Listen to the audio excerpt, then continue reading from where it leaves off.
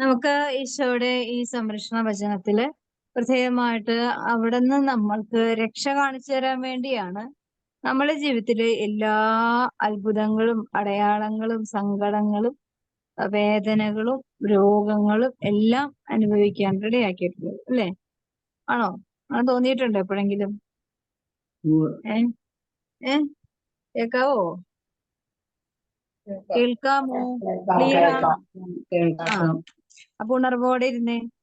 അപ്പോ ഞാൻ ചോദിച്ചത് മനസ്സിലായോ? എന്തിനു വേണ്ടിയാണ് ദൈവം നമ്മൾക്ക് എന്ത് കിട്ടാൻ വേണ്ടിയാണ് ദൈവം നമുക്ക് ഇങ്ങനെയുള്ള ബുദ്ധിമുട്ടുകൾ കടന്നു പോകാനായിട്ട് ഇടയാക്കിയിട്ടുള്ളത്? ദൈവത്തിൽ കൂടുതൽ ആശ്രയിക്കാൻ, അതായത് ദൈവത്തിന്റെ രക്ഷ അനുഭവിക്കാൻ അല്ലേ?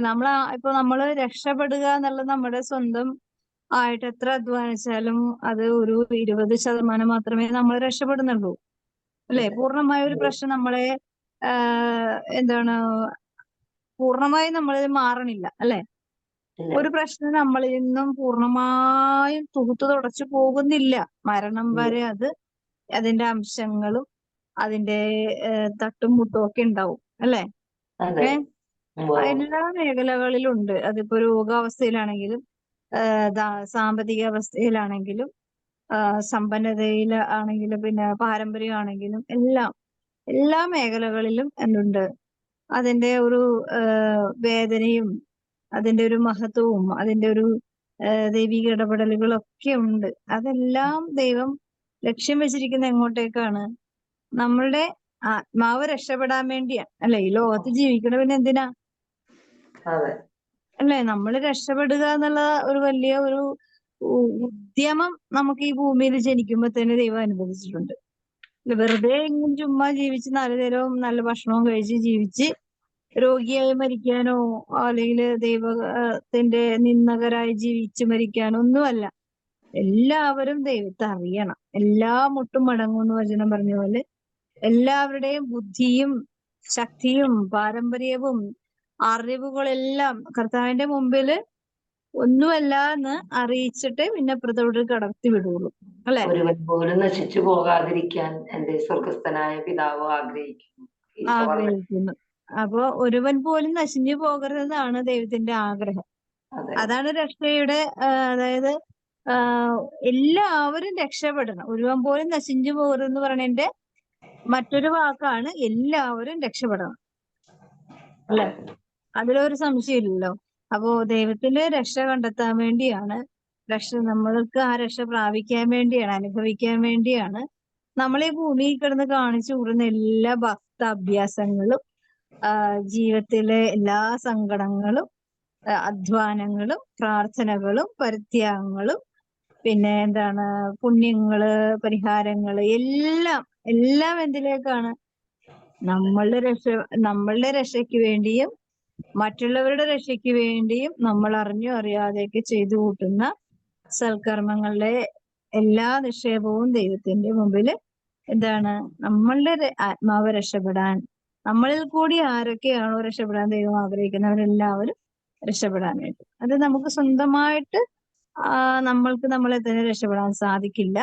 പക്ഷെ നമ്മൾ ദൈവവുമായി ചേർന്നിരിക്കുമ്പോ അവിടുന്ന് നമ്മളെ ചേർന്നിരിക്കുന്ന അനുസരിച്ച് നമ്മളിൽ കൂടി പല അതായത് എളുപ്പം മനസ്സിലാക്കാവുന്ന ഒരു കാര്യമാണ്. ഒരു ഉപമയല്ല, റിയാലിറ്റി ആയിട്ടുള്ള ഒരു ഈശോ സമറിയക്കാരുടെ അടുത്തേക്ക് പോയി അല്ലെ? സമറിയക്കാരുടെ അടുത്തേക്ക് പോയപ്പോ സമറിയക്കാരി ഒളിച്ചിരുന്ന് ഒരു ഇൻട്രോവെർട്ട് പോലെ ജീവിച്ചിരുന്ന ഒരു വ്യക്തിയായിരുന്നു. എന്തുകൊണ്ടാണ്? അവരുടെ ജീവിത അവസ്ഥ അങ്ങനെയായിരുന്നു. വലിയ വേദനയും ദുരന്തവും. 5 ഭർത്താക്കന്മാരുണ്ടായി.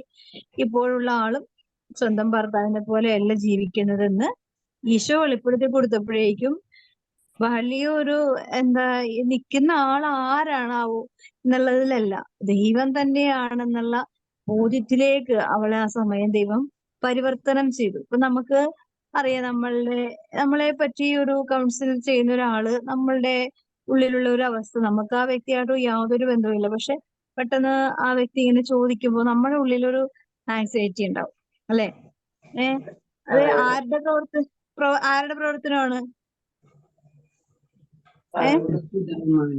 അത് ആത്മാവിന്റെ പരിശുദ്ധാത്മാവിന്റെ പ്രവൃത്തിയാണ്. അതിപ്പോ കൗൺസിൽ ചെയ്യുന്ന ആളുടെ ക്വാളിറ്റിയോ കഴിവോ പഠിപ്പോ വിവരമോ ഒന്നുമല്ല. ദൈവം മുമ്പിലിരിക്കുന്ന ആളെ സഹായിക്കാൻ ഉപയോഗിക്കുന്ന ഒരു മാധ്യമം, അത്രേ ഉള്ളൂ. ഉപകരണം അല്ലേ? മാത്രം. അതെ. അത്രേ ഉള്ളൂ, അതിന്റെ അപ്പുറത്തേക്കൊന്നുമില്ല. പക്ഷെ പലരും ഈ കൗൺസിൽ ചെയ്യുന്ന ആൾക്കാരുടെയോ അല്ലെങ്കിൽ ഏതെങ്കിലും ഒരു വഴി കാണിച്ചു തരുന്നവന്റെയോ പുറകെ പോകും. പക്ഷെ യഥാർത്ഥ വഴി അതല്ല. അപ്പൊ എന്ത് വെച്ചും ആ വ്യക്തിക്ക് രക്ഷപ്പെടാൻ പിന്നെയും കാലതാമസം എടുക്കേണ്ടി വരും, അല്ലെ? ഈശോ അതെ. നമുക്ക് ഒരു വഴി കാണിച്ചു തന്നിട്ടുള്ളത് എന്താണ്? ഞാനാണ് വഴിയും സത്യവും ജീവനും, അല്ലെ? എന്നിലൂടെ പ്രവേശിക്കുന്നവന് ആ പിതാവിന്റെ ആ അനുഗ്രഹത്തിലേക്ക് എത്തുവാനായിട്ട് സാധിക്കും എന്ന് പറയുമ്പോൾ ഈശോയിൽ കൂടി തന്നെ പ്രവേശിക്കണം. ഈശോയിൽ കൂടി തന്നെ പ്രവേശിക്കണം. അത് വേറൊരു വഴിയില്ല. കാരണം എനിക്ക് വേണ്ടി ജീവനും ജീവരക്തവും നൽകിയ ഈ വഴിയെയാണ് നമ്മൾ ലക്ഷ്യം വെച്ചിരിക്കുന്നതെങ്കിൽ നമുക്ക് വഴിതെറ്റാതെ അത് ദൈവകൃപയുമായിട്ട് ഐക്യപ്പെട്ടോ നിൽക്കുന്ന ഏതെങ്കിലും വ്യക്തിയിൽ കൂടി, സാഹചര്യത്തിൽ കൂടി, സമയങ്ങളിൽ കൂടിയൊക്കെ ദൈവം വഴി തന്നെ നടത്തിത്തരും. അത് നമ്മൾ അധ്വാനിക്കണം, അല്ലെ? പല കാര്യങ്ങളും നമ്മൾ തീരുമാനിക്കുമ്പോൾ അതിനോട് കൂട്ടിച്ചേരാൻ ദൈവം പല കാര്യങ്ങളും ഒരുക്കി വെച്ചിട്ടുണ്ടാവും. അല്ലാതെ നമ്മളിപ്പോ ഞാൻ ഈ ഗ്രൂപ്പ് ക്രിയേറ്റ് ചെയ്യുന്നതിന് മുമ്പ് എനിക്കൊരു വലിയൊരു മാനസികമായ പ്രശ്നത്തിൽ കൂടി കടന്നുപോയതിനു ശേഷമാണ് ഞാൻ ഈ ഗ്രൂപ്പ് ക്രിയേറ്റ് ചെയ്തത്. അപ്പോൾ അന്ന് ഞാൻ വലിയൊരു സംഘർഷാവസ്ഥയിൽ ഞാനിപ്പോ ഇനി എന്ത് ചെയ്യണം എന്നിങ്ങനെ ഈശോയോട് ചോദിക്കുമ്പോൾ ഈശോ പറഞ്ഞത്, എന്റെ ആളുകൾ കുറെ പേര് അവിടെ ഉണ്ട്. അപ്പോസ്തല പ്രവർത്തനങ്ങൾ 7-ാം അധ്യായത്തിലാണെന്ന് തോന്നുന്നു പറയണത്, നീ ആരെയും ഭയപ്പെടേണ്ട, എന്നെ അറിയുന്ന ആളുകൾ കുറെ പേര് അവിടെ ഉണ്ട്, അതുകൊണ്ട് നീ ധൈര്യമായിട്ട് പൊയ്ക്കോന്ന് പൗലോസ്ലിയോട് പറയുന്ന ഒരു വചനഭാഗമുണ്ട്. ആ ഭാഗമാണ് എനിക്ക് അന്നേരം കിട്ടിയത്. അപ്പൊ എനിക്ക് മനസ്സിലായി കർത്താവ് എന്തോ ക്രിയേഷൻ ചെയ്യുന്നുണ്ട്. വെറുതെ ഒന്നും കാണാണ്ടല്ല എന്നെ അവിടെ നിന്ന് ഇങ്ങോട്ട് പറിച്ചു മാറ്റി നട്ടതെന്ന്. അതുപോലെ ഓരോ കൂട്ടായ്മയിൽ ചെല്ലുമ്പോൾ ചില സമയത്ത് നന്നായിട്ട് അവിടെ വർക്ക് ചെയ്യാൻ സാധിക്കും, ശുശ്രൂഷ ചെയ്യാൻ സാധിക്കും. പക്ഷെ ഒരു സമയമാകുമ്പോൾ അവിടെ നിന്നും പറിച്ചു കൊണ്ട് മാറ്റും, പിന്നെ അവിടെ നിന്ന് മറിച്ച് മാറ്റും. അങ്ങനെ ഓരോ സ്ഥലത്തുനിന്ന് മാറ്റി മാറ്റി എന്താ പറയുക, എക്സ്പീരിയൻസ് ആണ് ഇതെല്ലാം, അല്ലെ? നമ്മൾ പറിച്ചു മാറ്റുമ്പോൾ നമുക്കറിയാലോ വേദന ഉണ്ടാവും. ഒരു അതെ. ചെടി നമ്മള് ഒരു സ്ഥലത്തുനിന്ന് വേറൊരു സ്ഥലത്തേക്ക് മാറ്റുമ്പോൾ അതിന്റെ വേരിന് ഇളക്കം തട്ടും, അതിന്റെ ഗ്രോത്തിന് ഒരു തടസ്സം നേരിടും. അതുപോലെ അത് പിടിക്കോ ഇല്ലയോ നമുക്കൊരു ഉറപ്പൊന്നുമില്ല ചില സമയങ്ങളിൽ, ചില ചെടികൾ, അല്ലെ? ചെടികളായാലും മരങ്ങളായാലും ഉറപ്പൊന്നുമില്ല. പക്ഷെ ഉറപ്പിച്ച് നിർത്തുന്നത് ആരാണ്? ദൈവമാണ്, അല്ലെ? ഇത് മനുഷ്യന്റെ കാര്യത്തിലേക്ക് വരുമ്പോഴേക്കും ഈ ഉറപ്പിച്ച് നിൽക്കാനായിട്ട് ദൈവം സഹായിക്കുകയും ശക്തി തരികയും ചെയ്യാതെ നമുക്ക് ഒരിക്കലും ഒരു സ്ഥലത്ത് ഉറച്ചു നിൽക്കാൻ പറ്റില്ല. അതിന് ശേഷമാണ് എന്നെ ദൈവം ഇങ്ങനെ ഓരോ കാര്യങ്ങൾ ചെയ്യാനും ചെയ്യിപ്പിക്കാനും ഒക്കെ ഇടയാക്കിയിട്ടുള്ളത്. അപ്പൊ അതുകൊണ്ട് അതിനുശേഷം ഞാൻ അനുഭവിച്ച ഒരു ആത്മീയ ആനന്ദം, അത് അല്ലെങ്കിൽ ആത്മീയ സന്തോഷം, സംതൃപ്തിയൊക്കെ അത് വളരെ വലുതാണ്. അതിപ്പോ ഞാൻ ആരോട് എന്തോരം പറഞ്ഞാലും ആർക്കൊന്നും മനസ്സിലാക്കാൻ പറ്റാത്ത വിധം, എനിക്ക് പോലും മനസ്സിലാക്കാൻ പറ്റാത്ത വിധം വലുതാണ്. പക്ഷെ അതൊരു ഒഴുക്ക് പോലെ ഇങ്ങനെ ഒഴുകിക്കൊണ്ടിരിക്കണേ, അതൊരു ഫ്ലോയിൽ അങ്ങനെ പോയിക്കൊണ്ടിരിക്കണേ. അപ്പൊ എന്താണ്, എന്നിൽ കൂടി ദൈവം ആരൊക്കെയാണോ സഹായിക്കാൻ ദൈവം നിശ്ചയിച്ചിരിക്കുന്നത് അവരെയൊക്കെ എന്റെ അടുത്തേക്ക് കൊണ്ടുവരുമ്പോ ഞാൻ കാലിയായിട്ട് ഇരുന്ന് കഴിഞ്ഞാൽ എനിക്കൊന്നും ചെയ്യാൻ പറ്റില്ല, അല്ലെ? ഞാൻ കാലിയായിട്ടിരുന്ന എന്നില് എന്നും എടുത്തു കൊടുക്കാൻ പാകത്തിൽ ഒന്നും ഇല്ല എന്നുണ്ടെങ്കിൽ എന്ത് ചെയ്യും? വരുന്നവര് വെറും കൈയോട് തിരിച്ചു പോകേണ്ടി വരും. അപ്പൊ ഞാൻ ആദ്യം ഫുൾ ഓഫ് ഗ്രേസ് അമ്മയോട് ചേർന്ന്, അല്ലെ, കൃപയുടെ നിറഞ്ഞ ഒരു അവസ്ഥയിലിരിക്കുന്ന ആരെങ്കിലും എന്നെ സപ്പോർട്ട് ചെയ്യണം. ഒരു ഊന്നുവടി എന്റെ കൂടെ ഉണ്ടെങ്കിൽ എനിക്കത് പിടിച്ച് എഴുന്നേക്കാൻ പറ്റൂ. അപ്പോ എല്ലാത്തിനും ഒരു സപ്പോർട്ടിംഗ് ആയിട്ട് മാതാവ് കൂടെ ഉള്ളത് കൊണ്ടാണ് നമുക്ക് ഒരുപാട് കാര്യങ്ങളിൽ ഒന്നും പിൻപും മുമ്പും നോക്കാതെ അങ്ങോട്ട് ചെയ്യാനായിട്ടുള്ള ഒരു സഹായം ഇന്നുവരെ കിട്ടിയിട്ടുള്ളത്. അപ്പൊ അതും ദൈവം എത്ര നാള് വരെ എന്നെ ഇങ്ങനെ കൊണ്ടുപോകുന്നു നിശ്ചയിച്ചിട്ടുണ്ടോ അത്ര നാൾ വരെ ഞാൻ പോകുമ്പോ അതില് ഒരുപാട് വീഴ്ചകളുണ്ടാവാം, കുറവുകളുണ്ടാവാം, ബലഹീനതകളുണ്ടാവാം. എങ്കിലും യാത്ര കണ്ടിന്യൂ ചെയ്ത് പോകണമെന്ന് ആണ് ദൈവത്തിന്റെ നിശ്ചയമെങ്കിൽ ഞാൻ പോയേ മതിയാവും. ഇല്ല, എല്ലാവരുടെ ജീവിതത്തിൽ അങ്ങനെ തന്നെ. അതിപ്പോ ഞാൻ കൂട്ടായ്മയിലല്ല, കുടുംബമായാലും ജോലി മേഖല ആയാലും എന്ത് കാര്യമാണെങ്കിലും അങ്ങനെ തന്നെ. ഇതെല്ലാത്തിന്റെയും ലക്ഷ്യത്തിലേക്ക് എത്താൻ വേണ്ടിയാണ് ഈ യാത്ര. അല്ലെ? ഭൂമിയിൽ ദൈവം നമുക്ക് ആയുസ് തരുന്നത് മുഴുവൻ എന്തിനാ? ഒരു യാത്രയാണ്, ഒരു ജീവിത യാത്രയാണ്. എല്ലാ സങ്കടങ്ങളുടെ യാത്ര, സന്തോഷങ്ങളുടെ യാത്ര, അനുഗ്രഹങ്ങളുടെ യാത്ര, രോഗങ്ങളുടെ യാത്ര, നിന്ദനങ്ങളുടെ യാത്ര, ഇതെല്ലാം എന്തിലേക്ക് എത്തുന്നത്? നിത്യമായ രക്ഷയുടെ ഇടത്തിലേക്ക് എത്താനുള്ള ഒരു പോയിന്റാണ് എല്ലാ കാര്യങ്ങളും നമ്മളിൽ സംഭവിച്ചിരിക്കുന്നത്. അതുകൊണ്ട് എല്ലാ കാര്യങ്ങളും എന്തിനെ ഓർത്താണ് നമ്മള് അതിജീവിക്കുന്നത്?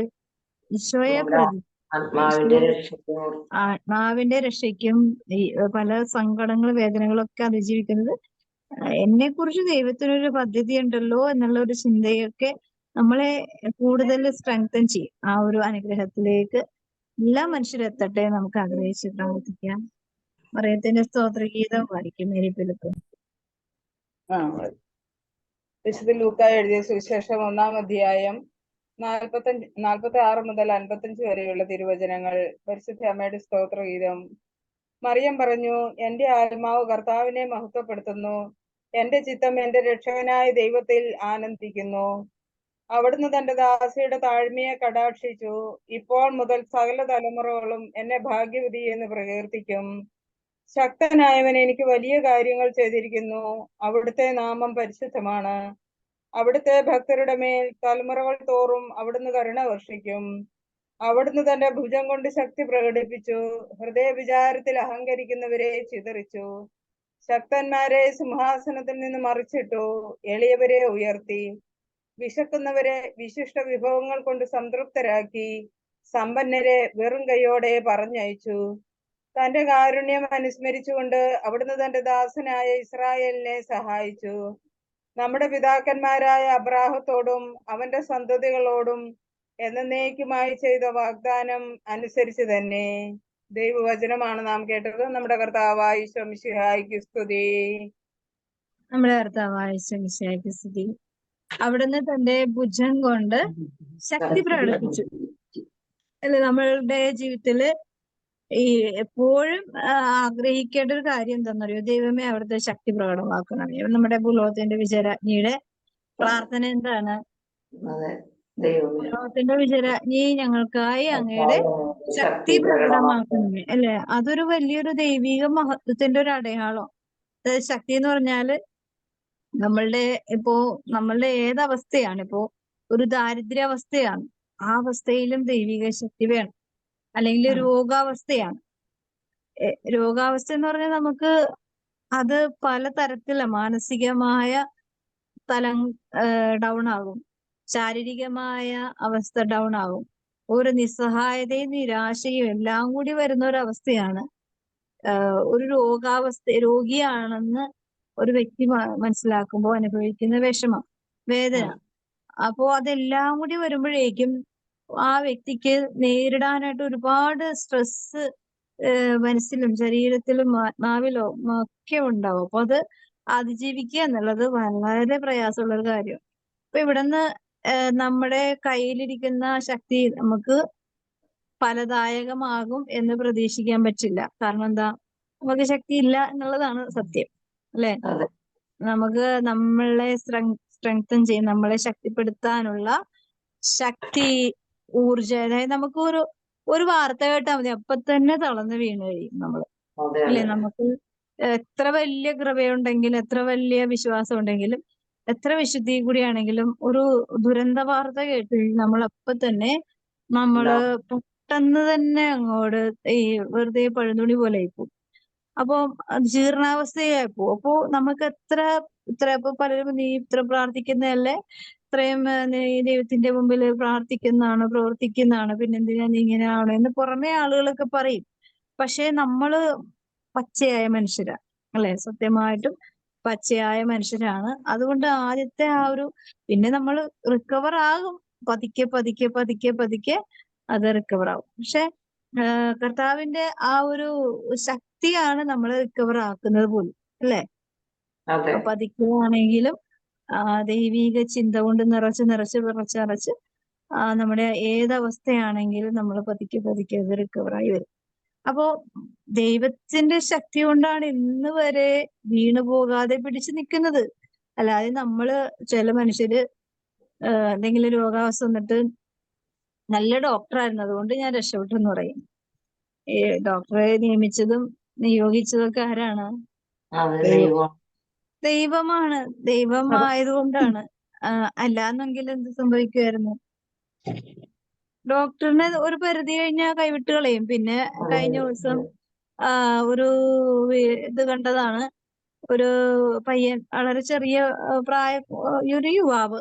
ആ വ്യക്തിക്ക് എന്താണ്, ഒരു അമ്മയുണ്ട്, ഒരു പാവപ്പെട്ട ഒരു അമ്മ വീട്ടിലാണെങ്കിൽ വേറെ 2 സ്വാധീനക്കുറവുള്ള 2 വേറെ മക്കളും ഉണ്ട്. ഈ ഒരു ആരോഗ്യമുള്ള ഒരു മകനെയാണ് കോഴിക്കോട് മെഡിക്കൽ കോളേജിൽ വന്നിട്ട് ഒരു ഓപ്പറേഷൻ വിധേയമാക്കിയിട്ട് ഈ കാലിലിടേണ്ട റോഡ് എന്തോ ഷോൾഡർ എന്തോ ഒടിയുകയോ എന്തോ ചെയ്താണ്. ഓപ്പറേഷൻ ചെയ്തിട്ട് ഭയങ്കര വേദനയായിട്ട് അവസാനം എന്താന്ന് നോക്കിയപ്പോഴേക്കും സംഭവം മാറിപ്പോയി. ഈ കമ്പി ഇട്ടത് മാറിപ്പോയി. എന്തോ മിസ്റ്റേക്ക് വന്നിട്ട് അത് ആ വ്യക്തിക്ക് വേദന കൊണ്ട് സഹിക്കാൻ പറ്റണല്ലോ. അപ്പൊ ഡോക്ടറിന് ഉടനെ തന്നെ സർജറി ചെയ്യണം, നിങ്ങൾ വേഗം റെഡി ആവുന്നു. ഇത് അവർക്ക് വളരെ എളുപ്പമാണ്, അവർക്കാണ് ചെയ്തിട്ട് പോയാൽ മതി. പക്ഷെ ഈ വേദന അനുഭവിക്കുന്നതും ഈ ചെലവ് വരുന്നതും മാനസികമായ ബുദ്ധിമുട്ടൊക്കെ അനുഭവിക്കുന്നതും ആരാണ്? ഈ രോഗികളാണ്. അതെ, കുടുംബത്തിലുള്ള മക്കളാണ്. അവരുടെ സാമ്പത്തികമായ ദുരിതാവസ്ഥയുടെ മുമ്പിൽ അവർക്ക് കൈനീട്ടാൻ പോലും ഒരാളില്ല, ഒരു സഹായത്തിന് ആരില്ല, ചോദിക്കാനും പറയാനും ആരുമില്ല. അപ്പൊ അങ്ങനെയുള്ള ആളുകളുടെ മുമ്പിൽ ഈ ഡോക്ടർമാർ അവരുടെ സ്വാർത്ഥതയും അഹങ്കാരവും ഒക്കെ ഉപയോഗിച്ച് ജീവിതങ്ങൾ ചവിട്ടിത്തേക്കുമ്പോഴേക്കും അവിടെ എല്ലാം ആര് സഹായിച്ചാലാണ് അവർക്ക് മുമ്പോട്ട് പോകാൻ പറ്റണത്? ഈ ലോകത്ത് ദൈവമല്ലാതെ വേറൊരു അത്താണിയില്ല, അല്ലെ? കർത്താവ് പറയുന്നത്, നിന്നെ ഞാൻ കരുണയിലും സ്നേഹത്തിലും വിശ്വസ്തതയിലും വീണ്ടെടുക്കുമെന്ന് പറയുന്നുണ്ട്, അല്ലെ? ഈ ലോകത്ത് നഷ്ടപ്പെട്ടു പോകുന്ന ഏറ്റവും ദുർബലമായി കൊണ്ടിരിക്കുന്ന ചില കാര്യങ്ങളാണ്, ചിലതല്ല, ചില സത്യങ്ങളാണ്. സ്നേഹമില്ല, കരുണയില്ല, ദയയില്ല, പിന്നെന്താ, വിശ്വസ്തതയില്ല, ആത്മാർത്ഥതയില്ല. എല്ലാവരും ഉണ്ട്. ഒരു കുടുംബത്തില് മക്കളുണ്ട്, അപ്പനുണ്ട്, സഹോദരങ്ങൾ, എല്ലാവരും ഉണ്ട്. പക്ഷെ ഒരു അത്യാവശ്യ ഘട്ടത്തിലേക്ക് വരുമ്പോ തികച്ചും അനാഥമായ ഒരവസ്ഥയാണ്. അപ്പൊ അങ്ങനെയുള്ള സമയത്ത് ആര് വേണം? ദൈവം കൂടെ വേണം. ദൈവം തന്നെ വേണം, അല്ലെ? ആരൊക്കെ ഉണ്ടെന്ന് പറഞ്ഞിട്ടും കാര്യമില്ല. ചില സമയങ്ങളിൽ വളരെ ദയനീയമായ ജീവിതങ്ങളുടെ മുമ്പിൽ ഈ സഹായതയില് വെറുതെ നിൽക്കാനേ പറ്റുള്ളൂ. എന്ത് ചെയ്യുമെന്ന് പറഞ്ഞ് പകച്ചു നിൽക്കുന്ന ചില സമയങ്ങളുണ്ട്. അവിടെയൊക്കെ ദൈവമല്ലാതെ എല്ലായിടങ്ങളിലും ദൈവമുണ്ട്. ആ ഇടങ്ങളിലായിരിക്കുന്ന എല്ലായിടങ്ങളിലും ഇരിക്കുന്ന ദൈവത്തെ അവനവന്റെ ഹൃദയം കൊണ്ടത് മനസ്സിലാക്കി, ചിന്തിച്ച്, ആഗ്രഹിച്ച്, ഒരു വേദനയോടുകൂടി, നെടുവീർപ്പോടുകൂടെ ദൈവത്തെ അന്വേഷിക്കുമ്പോൾ തീർച്ചയായിട്ടും ദൈവം ഇടപെടും, അല്ലെ? എത്രയോ മനുഷ്യര് അതിന്റെ സാക്ഷ്യങ്ങളുണ്ട്, അല്ലെ? വലിയ വലിയ അനുഭവങ്ങൾ കേൾക്കുമ്പോൾ നമ്മൾ അങ്ങോട്ട് കോരിത്തരിച്ചിരുന്നു പോകും. പക്ഷെ നമ്മുടെ ഓരോ മണിക്കൂറുകളിലും ദൈവം നമ്മുടെ കൂടെ ഉണ്ടെന്നുള്ള ആ ബോധ്യമാണ് നമ്മളെ ജീവനോടുകൂടി ഇരിക്കുന്നതിനുള്ള അടയാളം, അല്ലെ? അതെ, അതെ. അതിന്റെ അപ്പുറത്തേക്ക് വേറൊരു അടയാളവും നമുക്ക് വേണ്ട. നമുക്ക് ഇന്ന് ഈശോ നൽകുന്ന തിരുവചന ഭാഗം തന്നെ ജെറമിയ 30-ാം അധ്യായത്തിലെ 17-ാമത്തെ തിരുവചനം. ദൈവം നിനക്ക് വീണ്ടും ആരോഗ്യം നൽകും, അവിടുന്ന് നിന്റെ മുറിവുകൾ സുഖപ്പെടുത്തും. അപ്പോ നമുക്ക് എന്തൊക്കെയാ വേണ്ടത്? ആരോഗ്യം വേണം. അപ്പൊ ഉണ്ടായിരുന്നതാണ് നഷ്ടപ്പെട്ടു പോയത്, അല്ലെ? അന്ധനായ യാചകൻ പറയുന്നത്, എനിക്ക് എന്താണ് നിനക്ക് വേണ്ടെന്ന് ചോദിക്കുമ്പോ, എനിക്ക് വീണ്ടും കാഴ്ചശക്തി വേണമെന്ന് പറയുന്നത്. അപ്പൊ ഓൾറെഡി ഉണ്ടായിരുന്നതായിരുന്നു കാഴ്ചശക്തി, അത് കയ്യിലിരിപ്പുണ്ട്, നഷ്ടപ്പെട്ടു പോയതാണ്. അപ്പോ എന്താ വേണ്ടത്? വീണ്ടും എനിക്കത് തിരിച്ചു കിട്ടണം. കാരണം ഉണ്ടായിരുന്നപ്പോ എന്താ അനുഭവിച്ചില്ല, മനസ്സിലായില്ല. അതിന്റെ മഹത്വവും അനുഗ്രഹവും ഒന്നും വേണ്ട പോലെ ഗ്രഹിക്കാൻ പറ്റിയില്ല. അതുകൊണ്ട് എന്ത് പറ്റി? ഉണ്ടായിരുന്ന ഇപ്പം നമ്മൾക്കറിയാലോ, നമ്മുടെ മക്കള് ഫാസ്റ്റ് ഫുഡാണ് കൂടുതലും പ്രിഫർ ചെയ്യണത്, അല്ലെ? പുറത്തുനിന്നുള്ള ഭക്ഷണം ഭയങ്കര ടേസ്റ്റോടെ കഴിക്കും.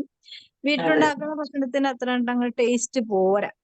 വീട്ടിലുണ്ടാക്കുന്ന ഭക്ഷണം എന്താണ്? ടേസ്റ്റ് ഉണ്ടെന്നുള്ളതല്ല, ആരോഗ്യപ്രദമായ കാര്യത്തിൽ നമുക്ക് സംരക്ഷണമുണ്ട്, സുരക്ഷിതത്വമുണ്ട്. പുറത്തുനിന്നുള്ളതിന് ടേസ്റ്റ് ഉണ്ട്, സംരക്ഷണവും ഇല്ല, സുരക്ഷിതത്വവും ഇല്ല. ഇത് ഈ കാലത്തില് മക്കളോട് എത്ര പറഞ്ഞാലും മനസ്സിലാവില്ല, അല്ലെ? അവർക്കൊരു ഇത്തിരി ടേസ്റ്റ് കുറയുമ്പോൾ അവർക്ക് പുറത്തുപോയി കഴിക്കാം. പക്ഷെ പുറത്തുപോയി കഴിക്കുമ്പോൾ എത്രമാത്രം ആരോഗ്യ പ്രശ്നങ്ങൾ ഉണ്ടാക്കുന്ന ഫുഡുകൾ. കാരണം അവര് ബിസിനസ്സാണ്, ബിസിനസ് ചെയ്യാണ്. അവര് നമ്മുടെ ആരോഗ്യ സംരക്ഷകരൊന്നുമല്ല.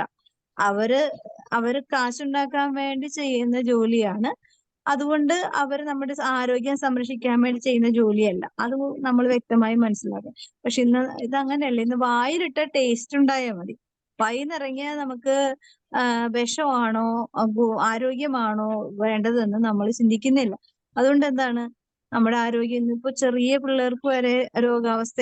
ചില മിഠായികൾ കഴിഞ്ഞ ദിവസം എറണാകുളത്ത് പഴയ വീഡിയോ ഒറ്റും തോന്നുന്നു, ഒരു സ്കൂളിന്റെ അടുത്തുനിന്ന് കുറെ മിഠായികള് കണ്ടുപിടിച്ചു. അപ്പൊ അത് സ്ഥിരമായിട്ട് കുട്ടികൾ അത് വാങ്ങിച്ചു കഴിച്ചു. ചില കുട്ടികൾ രോഗാവസ്ഥയിൽ, ചില കുട്ടികൾക്ക് പ്രത്യേകമായ സ്വഭാവ വൈകല്യങ്ങളൊക്കെ കാണുന്നു. അപ്പോ അവിടെ പോലീസുകാർ വന്ന് അന്വേഷിച്ചു നോക്കിയപ്പോഴേക്കും കഞ്ചാവിന്റെ കണ്ടന്റ് ഉള്ള മിഠായികളാണ് അവിടെ വിൽക്കുന്നതെന്ന് മനസ്സിലായി. അപ്പൊ അത് കണ്ടപ്പോഴേക്കും അവരത് പിടിച്ച് കുറേ മിഠായികൾ ഉണ്ടായിരുന്നു. അപ്പൊ എന്താണ് അവർക്കതൊന്നും അറിയില്ല. അവരാദ്യം വാങ്ങിച്ചു കഴിക്കുന്നു. അത് കഴിഞ്ഞിട്ട് പിന്നെ അതൊരു അഡിക്ഷൻ ആവുന്നു. പിന്നെ അതിന്റെ വൈകല്യം പുറത്തു ചാടും. അല്ലെ? നമ്മൾ മദ്യം കഴിച്ചു കഴിഞ്ഞാൽ നമ്മളുടെ ഞാൻ നല്ല രീതിയിൽ സംസാരിച്ചുകൊണ്ടിരിക്കുന്ന ഒരു വ്യക്തിയായിരിക്കും. പക്ഷെ മദ്യം ഈ നല്ല രീതിയിൽ നല്ല സ്വഭാവമുള്ള ഒരാളുടെ ഉള്ളിലേക്ക് ചെല്ലുമ്പോൾ എന്താവും? മദ്യത്തിന് സ്വഭാവം പുറത്തെടുക്കാതിരിക്കാൻ പറ്റുമോ? എത്ര അടക്കി പിടിച്ചാലും അത് അവൻ ചാടിപ്പുറത്ത് കടക്കും. അല്ലെ? അതുപോലെ മയക്കുമരുന്ന്, അല്ലെ? ഇതൊക്കെ ഒരു അഡിക്ഷനാണ്. തിന്മയുടെ അഡിക്ഷനാണ്. അപ്പൊ തിന്മയ്ക്ക് ഒരിക്കലും അടങ്ങി ഒതുങ്ങിയിരിക്കാൻ പറ്റില്ല. അതവൻ പുറത്തു ചാടും. അത് അവന്റെ വൈകൃതങ്ങളും വൈകല്യങ്ങളും ഒക്കെ പുറത്തു ചാടും. അപ്പൊ നമുക്ക് എന്താ വേണ്ടത്? ദൈവം തരുന്ന ആരോഗ്യത്തെ നമ്മൾ മനഃപൂർവ്വം നശിപ്പിക്കുകയാണ് ഈ കാലഘട്ടത്തില്. ഒരുവിധപ്പെട്ട 95% മനുഷ്യരും സ്വന്തം ആരോഗ്യത്തെ ഒരു വിലയില്ലാതെ, അല്ലെങ്കിൽ ഒരു നമ്മൾക്കിപ്പോ നമ്മുടെ ആരോഗ്യം നമ്മൾ അധ്വാനിച്ചുണ്ടാക്കിയതാണോ?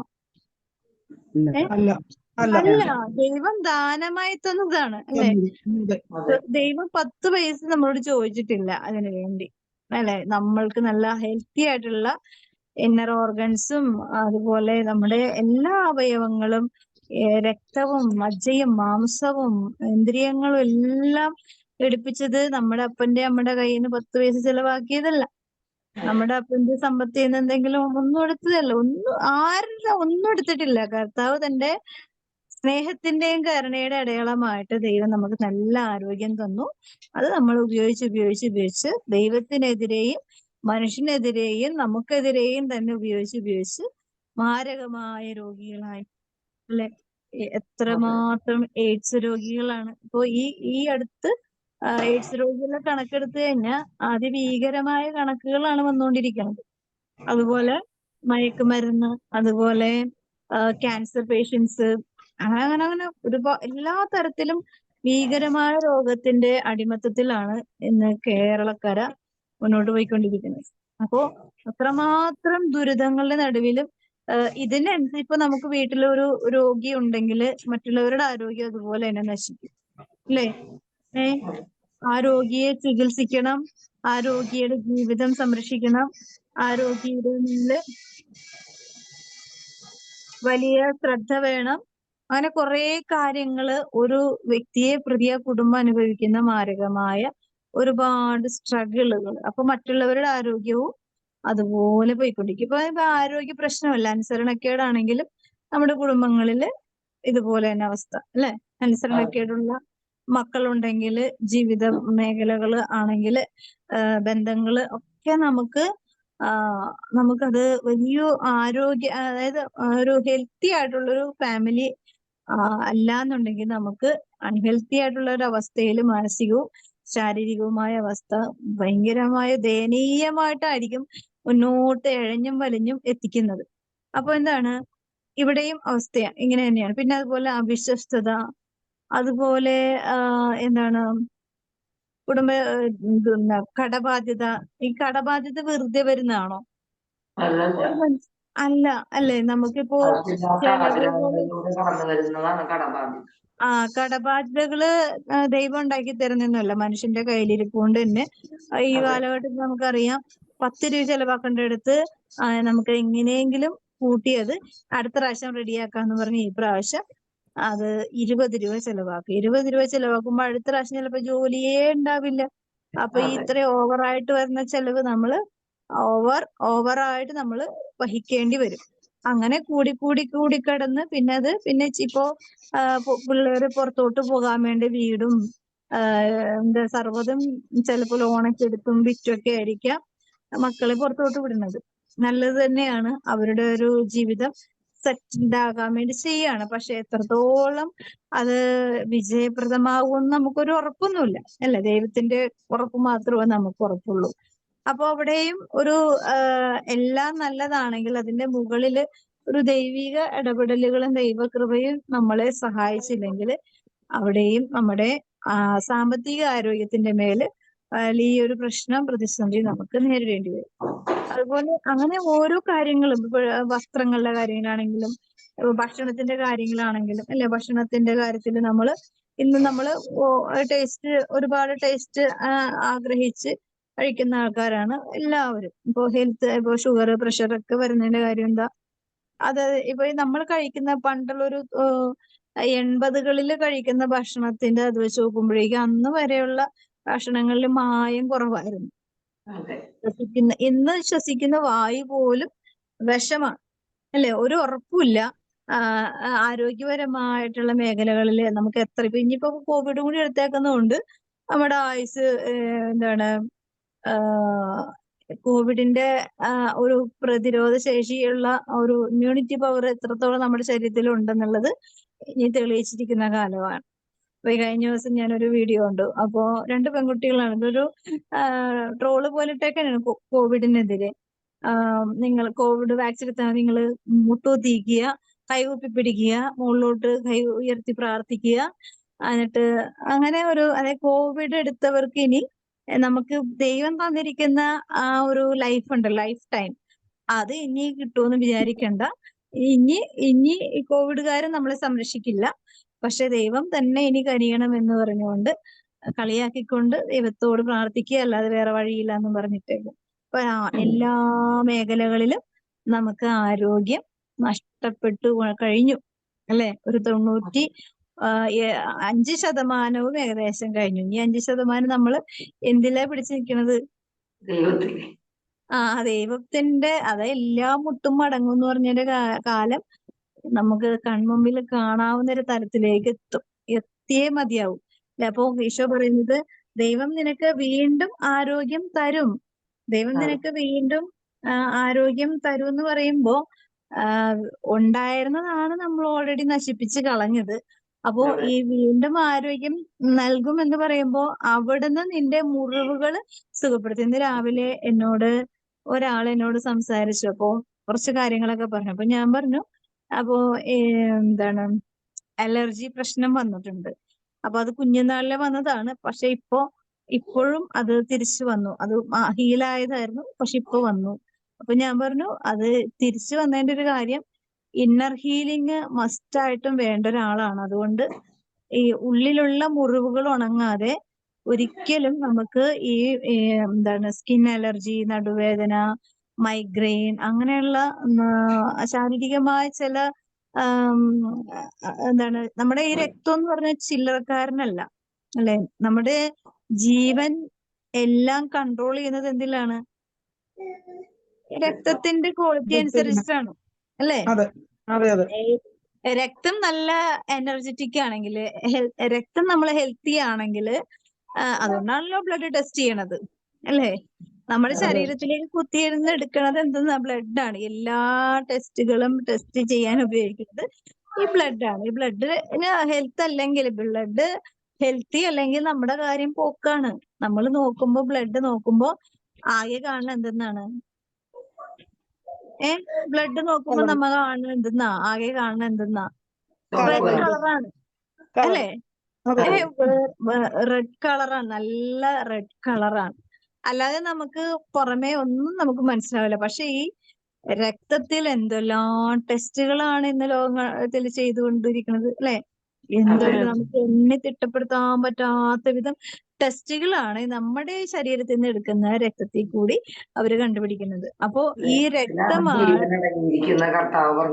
രക്തത്തിലാണ് ജീവൻ അടങ്ങിയിരിക്കുന്നത്. അതാണ് ഞാൻ പറഞ്ഞത്. നമ്മുടെ ശരീരത്തിന്റെ രക്തത്തിലാണ് നമ്മുടെ ജീവൻ നിലനിർത്തുന്നത്. അല്ലെ? അത് നമ്മള് ഇപ്പൊ നമ്മളിപ്പോ ഏഹ് എന്താണ് സിഗരറ്റ് വലിക്കുന്ന ആൾക്കാരാണെങ്കിൽ ആ നിക്കോട്ടിന്റെ ഭൂരിഭാഗം കാര്യങ്ങളും നമ്മുടെ ആ രക്തത്തില് അതിന്റെ ബാഡ് എഫക്റ്റ് ഉണ്ടാവും. അതുപോലെ തന്നെ ആൽക്കഹോളിക് ആണെങ്കിൽ, അതുപോലെ മയക്കുമരുന്നുണ്ടെങ്കിൽ, അല്ലെ? പിന്നെ എന്താണ്, നമ്മുടെ സ്ട്രെസ്, നമ്മുടെ വിഷാദ രോഗം പോലും നമ്മുടെ രക്തത്തിന്റെ മേല് ആക്രമണങ്ങൾ അനുഭവിക്കാനായിട്ട് ഇടയാവും. അപ്പൊ എന്ത് സംഭവിക്കും?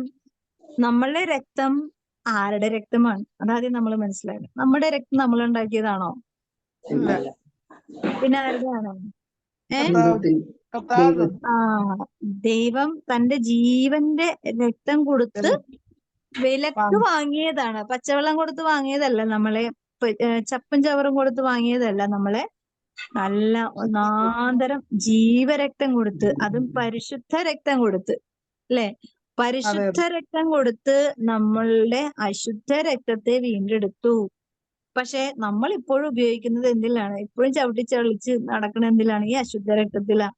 അതുകൊണ്ട് എന്താ, നമ്മളുടെ പല പാപകടങ്ങളും പരിഹരിക്കപ്പെടാതെ നമ്മളിങ്ങനെ അലച്ചിലാണ്. ഒരു രോഗം മാറുമ്പോൾ അടുത്ത രോഗം, ആ രോഗം ഒന്ന് ഹീലാവുമ്പോഴേക്കും അടുത്ത പ്രശ്നം, ഓരോരോ പ്രശ്നങ്ങൾ ഇങ്ങനെ ഫേസ് ചെയ്തുകൊണ്ടിരിക്കണേ. എന്താ കാര്യം? നമുക്ക് തന്ന ഈ നമ്മുടെ ശരീരത്തിൽ കൂടി ഓടുന്ന രക്തം പലപ്പോഴും നമ്മുടേതാണെന്ന ചിന്തയിലാണ് നമ്മൾ ഉപയോഗിക്കുന്നത്. അപ്പൊ എന്ത് പറ്റും? നമ്മള് അങ്ങനെ ചിന്തിക്കുന്ന അനുസരിച്ച് പിശാചിന് കാര്യങ്ങൾ എളുപ്പമാക്കാൻ എളുപ്പമാണ്, സുഗമമാണ്, അല്ലെ? നമ്മളുടെ ശരീരത്തില് ഞാനിങ്ങനെ എനിക്കൊരു സർജറി വന്നപ്പോഴേക്കും ഞാൻ ഈശോയോട് പറഞ്ഞു, ഈശോയെ എന്നെ സർജറി ചെയ്യാൻ ദൈവം തീരുമാനിച്ചിട്ടുണ്ടെങ്കിൽ അത് നടക്കുക തന്നെ വേണം. പക്ഷെ എനിക്ക് എന്തൊക്കെ വേണമെന്ന്, എങ്ങനെയൊക്കെ സംഭവിക്കണമെന്ന്, എങ്ങനെയൊക്കെ നടക്കണമെന്ന് എനിക്ക് അറിഞ്ഞൂടാ. അതുകൊണ്ട് എനിക്ക് പേടിയൊന്നും ഉണ്ടായില്ല. ഞാൻ വളരെ വളരെ കൂളായിരുന്നു. പക്ഷെ പേടിക്കേണ്ട കാര്യമില്ലല്ലോ. എന്റെ കൂടെ കർത്താവ് ഉണ്ടെന്ന് നല്ല 100% എനിക്ക് നല്ല ഉറപ്പുണ്ട്. കാരണം ആ സിറ്റുവേഷനും ആ കാര്യവും ആ സമയവും കാലങ്ങളൊക്കെ നിശ്ചയിച്ചത് പോലും ദൈവമായിരുന്നു. കാരണം അനുഭവത്തിന്റെ വെളിച്ചത്തില് ആ ഓരോ കാര്യങ്ങളും കർത്താവ് ഇങ്ങനെ കൃത്യതയോടുകൂടെ എന്നെ നയിച്ച് കൊണ്ടുപോയ സമയമായിരുന്നു. അതുപോലെ അങ്ങനെയുള്ള അപ്പൊ ഞാനപ്പോ ഓർത്തു, എനിക്കിപ്പോ വൈദ്യനെ കൊണ്ട് ആവശ്യം ഉണ്ടല്ലോ മനുഷ്യർക്ക്. ദൈവം മനുഷ്യനെ സഹായിക്കാൻ വേണ്ടി തന്നെയാണ് വൈദ്യനെ നിശ്ചയിച്ചിരിക്കുന്നത്. പക്ഷെ ഏറ്റവും വലിയ വൈദ്യനെ നമ്മൾ മുറുക്കെ പിടിക്കണം. എന്നാലും നമ്മളെ ചികിത്സിക്കുന്ന വൈദ്യൻ നമ്മളെ അതുപോലെ സഹായിക്കാനായിട്ടുള്ള ഒരു മനസ്സുണ്ടാവുള്ളൂ, അല്ലെ? അപ്പൊ ഞാൻ ശരിക്കും പറഞ്ഞാൽ ഞാൻ മെഡിക്കൽ കോളേജിലാണ് എന്റെ ഇതിന്റെ കാര്യങ്ങളെല്ലാം നോക്കിയത് അവസാനം വരെ. അപ്പൊ അവരും ഓപ്പറേഷൻ ചെയ്യാൻ വേണ്ടി ഡേറ്റ് ഒക്കെ കുറിച്ച് തന്നു. പക്ഷെ എനിക്ക് ആ ഡോക്ടറിന്റെ നിലപാടും സംസാരവും ഒന്നും എനിക്ക് അങ്ങോട്ട് ഒട്ടും സഹിക്കാൻ പറ്റണില്ല. ഒന്നാമത് ഗവൺമെന്റ് ഹോസ്പിറ്റലായിരുന്നു മെഡിക്കൽ കോളേജ്. അപ്പൊ അവരവരുടേതായ സ്റ്റൈലിൽ എടുക്കുള്ളൂ. അപ്പൊ എനിക്കൊരു ഉള്ളിലൊരു ഭയപ്പാടും അസ്വസ്ഥതയ്ക്കുന്ന കർത്താവേ, ഞാന് ഇവരുടെ ഈ അവസ്ഥയിൽ, ഇവരുടെ ഈ സ്വഭാവ അവസ്ഥയിൽ, കാരണം അവർക്ക് അങ്ങനെ ചെയ്യാനേ അറിയുള്ളൂ.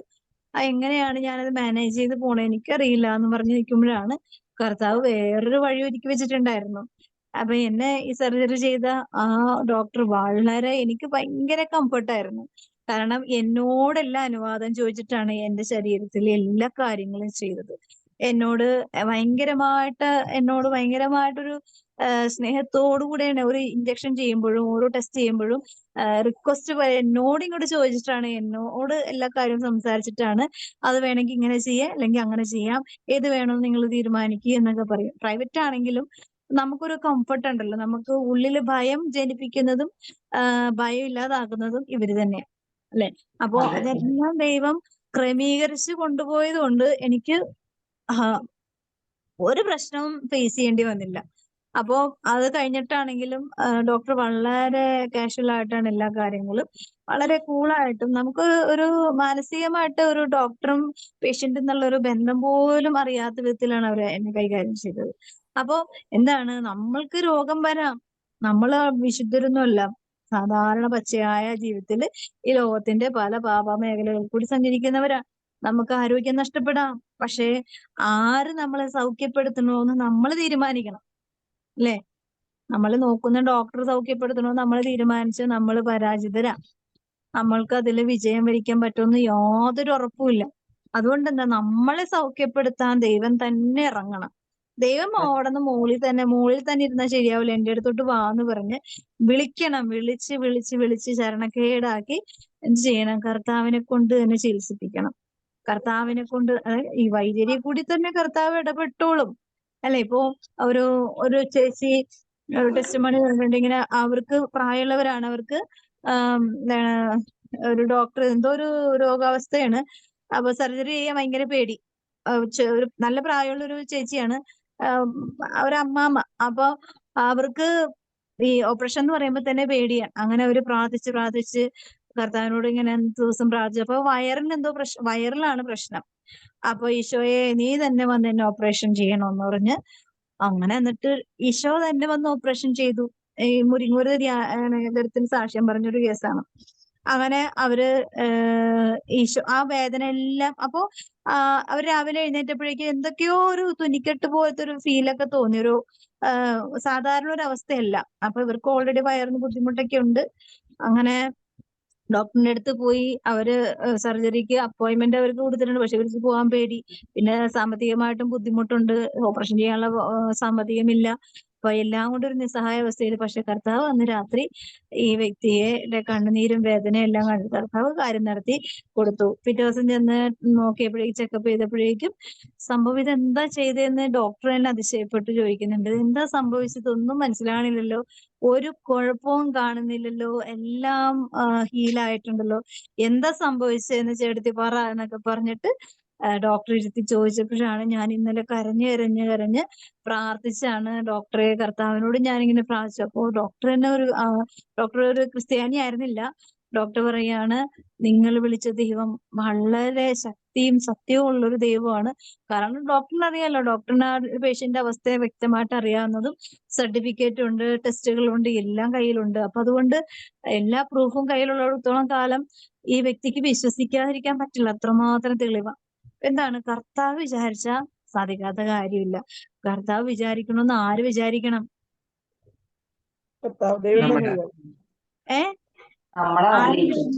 നമ്മള് വിചാരിക്കണം. ദൈവം എന്നെ സൗഖ്യപ്പെടുത്തണമെന്ന് നമ്മളെ വിചാരിക്കാതെ ഒരു രക്ഷയില്ല. ദൈവം ഇറങ്ങി സഹായിക്കണം, ദൈവം എന്നെ ശക്തിപ്പെടുത്തണം, ദൈവം എന്നെ വീണ്ടെടുക്കണം എന്ന് കർത്താവിനോട് തന്നെ നമ്മൾ ആവശ്യപ്പെടണം. അതുകൊണ്ടാണ് ജെറമിയ പുസ്തകത്തില് ദൈവം നിനക്ക് വീണ്ടും ആരോഗ്യം തരും. അപ്പോ ഓൾറെഡി നമ്മള് നശിപ്പിച്ചു കളഞ്ഞ ആരോഗ്യം കർത്താവ് വീണ്ടും തരാനായിട്ട് ആഗ്രഹിക്കുകയാണ്. അവിടുന്ന് ആദ്യം എന്താ ചെയ്യാൻ പോണത്? നിന്റെ മുറിവുകള് സുഖപ്പെടുത്തും. അല്ലെ?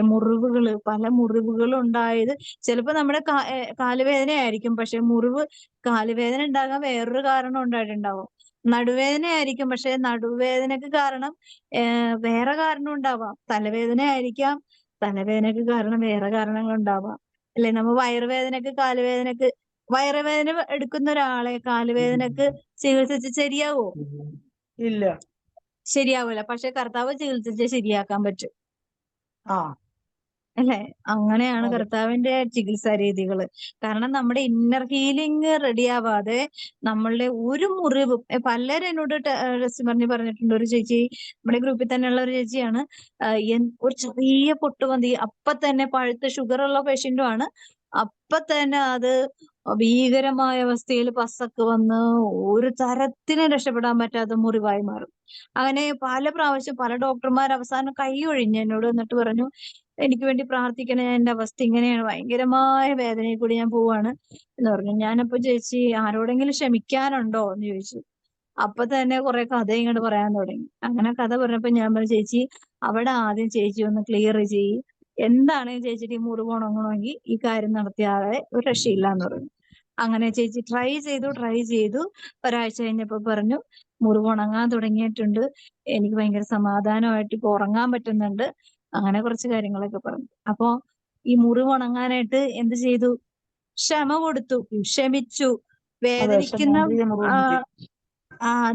ദൈവം ഇടപെടുന്നത് നമ്മുടെ കാലിന്റെ മുറിവിലേക്കല്ല നോക്കുന്നത്, നമ്മുടെ ഹൃദയത്തിന്റെ മുറിപ്പാടുകളിലേക്കാണ് നോക്കുന്നത്. നമ്മുടെ ജീവിതത്തിന്റെ ഞെരുക്കങ്ങളും ആവുന്ന സഹായമാവുന്ന കുറേ വിഷമങ്ങൾ ഉണ്ടാവാം.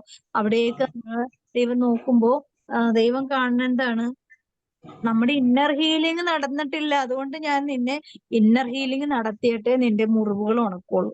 അതുകൊണ്ടാണ് ഈശോ നിന്റെ മുറിവുകള് സുഖപ്പെടുത്തും, ഉറപ്പായിട്ടുള്ള കാര്യമാണ്. അത് നടത്താനായിട്ട് ദൈവം ആഗ്രഹിക്കുന്നതനുസരിച്ച് നമ്മൾ സഹകരിക്കണം. സഹകരിക്കാതെ രക്ഷയില്ല, അല്ലെ?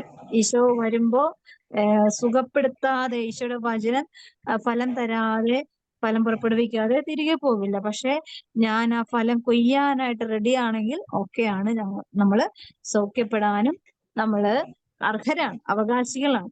ആ ഒരു ബോധ്യത്തോടുകൂടെ ഈശോയുടെ കരുണയില് സുഖപ്പെടാതിരിക്കുന്ന നമ്മുടെ അകവും പുറവും എല്ലാം ഈശോയുടെ തിരുരക്തം കൊണ്ട് കഴുകപ്പെടാൻ, അതുപോലെ ഒരുപാട് ഇന്നർ ഹീലിംഗ് ആവശ്യമായ കുറെ യുവജനങ്ങളുണ്ട്, ഒരുപാട് യുവജനങ്ങൾ എണ്ണി തിട്ടപ്പെടുത്താൻ പറ്റാത്ത വിധം. കാരണം ഇവർക്ക് പുറമെ ഒരു വീട്ടിലുള്ള ആൾക്കാരോട് അവർക്ക് സംസാരിക്കാൻ പോലും പറ്റുന്നില്ല, കൂട്ടുകാരോട് പറയാൻ പറ്റുന്നില്ല. അവർ ഉള്ളിൽ വെച്ചുകൊണ്ട് നടക്കുന്ന കുറെ വേദനകളുണ്ട്. ചിലപ്പോൾ കുഞ്ഞുനാളിൽ തുടങ്ങി അനുഭവിച്ചതായിരിക്കാം, ചിലപ്പോ പഠന സമയങ്ങളിലോ അല്ലെങ്കിൽ മെച്ചുറായ സമയത്തൊക്കെ അനുഭവിച്ചതായിരിക്കാം. ഒരാളോട് പറയാൻ പറ്റാത്ത അപമാനകരവും ലജ്ജാകരവും ചിലപ്പോൾ മറ്റുള്ളവർ കളിയാക്കാൻ പറ്റുന്നതുമായ കുറെ കാര്യങ്ങളായിരിക്കാം. ഇതെല്ലാം സൗഖ്യപ്പെടാൻ കർത്താവ് ഹൃദയം കൊടുത്ത കർത്താവിന് അറിയാം ഈ ഹൃദയത്തിന്റെ മുറിവുകളും വേദനകളും എല്ലാം. രക്തം കൊടുത്ത കർത്താവിന് അറിയാം രക്തത്തിന്റെ എല്ലാ ജീവന്റെ മേലുള്ള അധികാരവും ഈശോയ്ക്കുണ്ട്. അതുകൊണ്ട് ആ മേഖല വിശ്വാസത്തോടുകൂടി നമുക്ക് പ്രാർത്ഥിക്കാം. ഈശോയുടെ തിരുഹൃദയത്തിൽ ഞങ്ങൾക്കായി കാരുണ്യത്തോടെ